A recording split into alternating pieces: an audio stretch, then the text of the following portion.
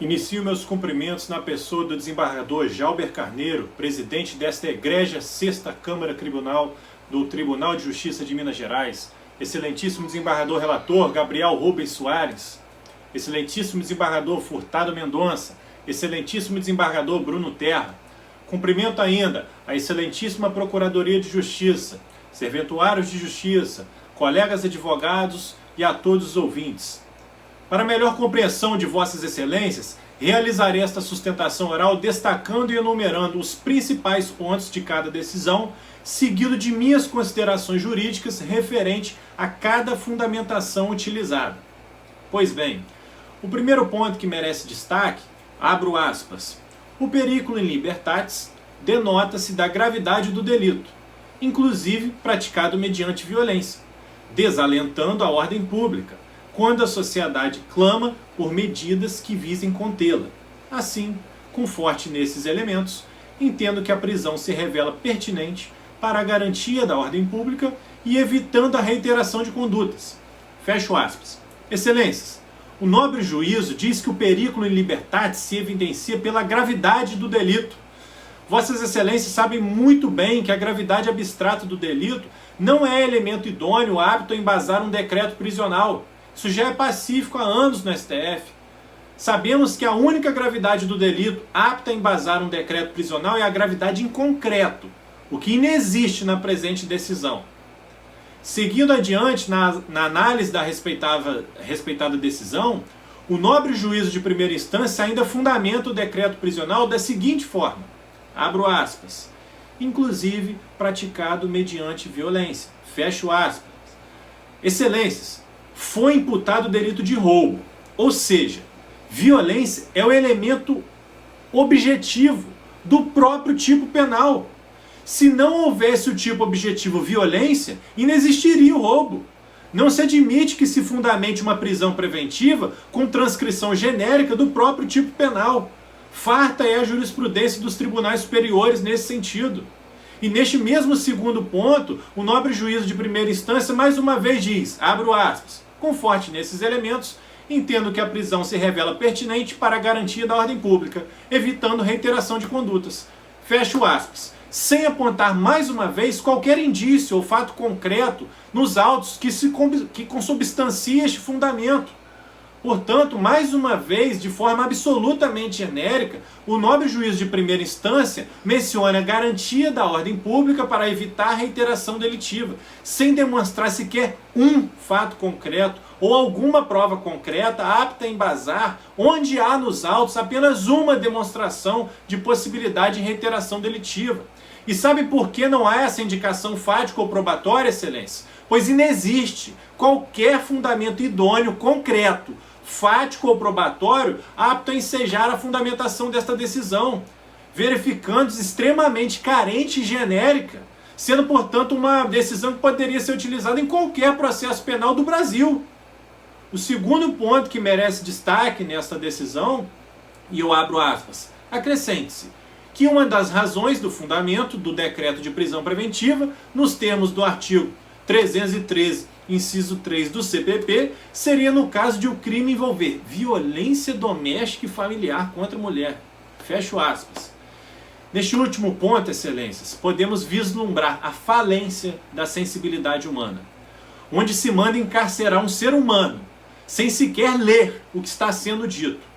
Pois o juízo coator, ele se utiliza de um fundamento, de um caso, envolvendo violência doméstica contra a mulher, que de nada tem a ver com o caso concreto, corroborando a tese da defesa de que a decisão decretada está apta a embasar qualquer decreto prisional, em qualquer tipo penal, para qualquer acusado, e em qualquer processo penal do Brasil.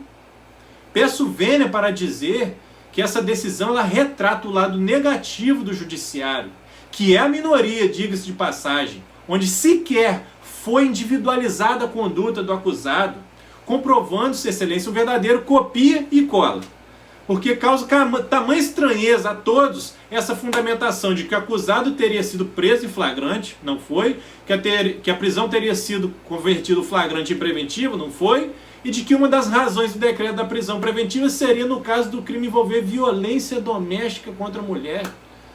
Excelências, é preciso reforçar que, diferente do que diz no ato coautor, o paciente não foi preso em flagrante, não foi preso preventivamente e sequer se trata de caso envolvendo violência doméstica. Na verdade, até a presente data, o que há é uma tremenda confusão jurídica, pois o paciente encontra-se aterrorizado desde setembro de 2020, acreditando que qualquer momento a polícia irá no seu local de trabalho para prendê-lo de forma injusta. O terceiro e último ponto que merece destaque, excelência, eu abro aspas. Além disso, há elementos nos autos indicando que a prisão se revela pertinente também por necessidade da instrução e para se assegurar a aplicação da lei penal. Fecho aspas. Onde, mais uma vez, excelências, o nobre juízo de primeira instância se utiliza de um fundamento genérico, válido para todos os processos penais do Brasil, dizendo que há nos autos, indicando que há elementos nos autos indicando que a prisão se revela pertinente também por necessidade da instrução e para garantir a aplicação da lei penal. Mas quais são esses elementos, excelências? Não há. Primeiro, porque a instrução processual já terminou.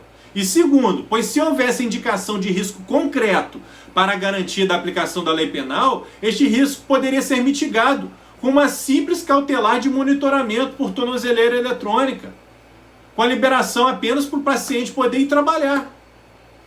Até porque o paciente reside a mais de 1.000 quilômetros de distância do local dos fatos.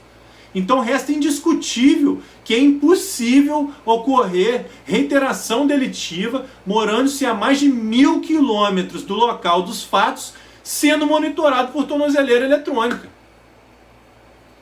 O nobre juízo de primeira instância ele insiste em se utilizar de fundamentos genéricos sem indicar qualquer concretude ou relação fático-probatória com que se fundamenta. Como já dito por exaustivas vezes, os pífios fundamentos apresentados nesta respeitada decisão, eles servem para embasar qualquer processo penal no Brasil. As fundamentações de toda prisão ou manutenção de prisão preventiva, elas têm de ser realizadas de acordo com o caso concreto, fundamentando onde, naquele caso específico, para aquela pessoa específica e com base em que fatos ou provas específicas que se baseiam a decisão proferida. É inadmissível e lamentável que num Estado democrático de direito ainda exista decisão como essa. Mas temos a certeza que será devidamente corrigida por esta egrégia Sexta Câmara Criminal do Tribunal de Justiça de Minas Gerais. No livro Habeas Corpus, no Supremo Tribunal Federal, que foi escrito inteiramente por assessores e juízes auxiliares de ministros do STF, nós tiramos a lição que fundamentar é muito mais do que simplesmente expor argumentos. Para que uma decisão judicial se invista de legitimidade, ela deve explicitar os fatos que, subsumidos à norma abstrata, levaram à aplicação, sob pena de nulidade do princípio constitucional da motivação. É importante ressaltar, excelências, que os requisitos legais autorizadores da custódia cautelar, quais sejam o fumus commissi delicti e o periculo libertatis, eles devem estar presentes em conjunto. Logo, a inexistência de um dos requisitos também veda a decretação da prisão preventiva. E no presente caso, inexiste a presença do periculo libertatis, diante da inexistência de fundamentação legal, idônea e concreta, que seja apta a fundamentar um decreto prisional.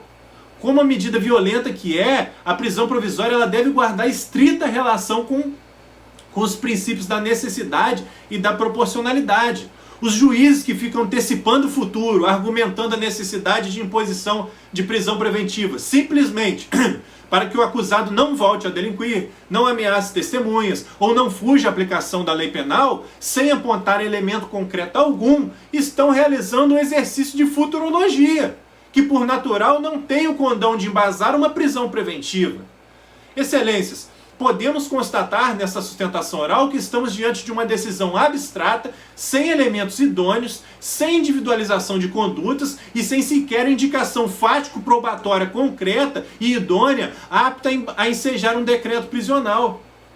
excelentíssimo desembargador Furtado Mendonça, a prisão injusta do paciente irá cessar. Isso a defesa técnica tem certeza, sendo nesta respeitável Câmara ou nos tribunais superiores. Excelentíssimo desembargador Bruno Terra, apesar da certeza da defesa quanto à questão de cessar este constrangimento ilegal ser apenas uma questão temporal, os danos causados pelo processo penal eles são deletérios à saúde, são marcas que não se apagam. E só Deus sabe a via crucis que este patrono tem passado e tem sofrido junto de seu patrocinado, dia após dia, até conseguirmos cessar essa ilegalidade. Excelentíssimo desembargador relator Rubens, esse advogado, do latim advocatus, que significa chamado a socorrer, ele foi chamado a socorrer os direitos e as garantias fundamentais deste paciente que não vinham sendo respeitados na comarca de Prata, em Minas Gerais.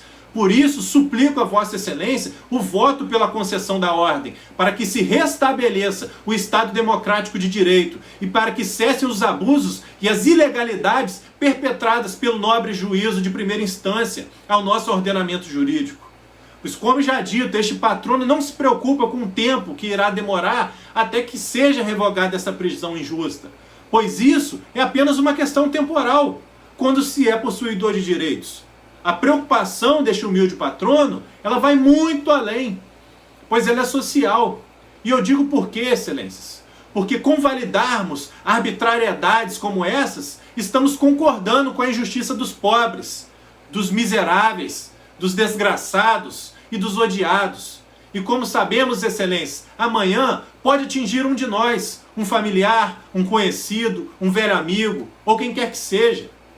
Por isso, apesar deste patrono ter batido a porta da comarca de Prata, em Minas Gerais, e não ter sido atendido, assim como um pedinte que tem fome e bate a nossa porta à procura de comida, rogo a Vossas Excelências que votem pela concessão da ordem, pois hoje a súplica deste humilde patrono é nas portas da 6ª Câmara Criminal do Egrégio Tribunal de Justiça de Minas Gerais. Mas amanhã, se preciso for, será também nas portas das turmas do Superior Tribunal de Justiça ou do Supremo Tribunal Federal, até que esta fome seja saciada.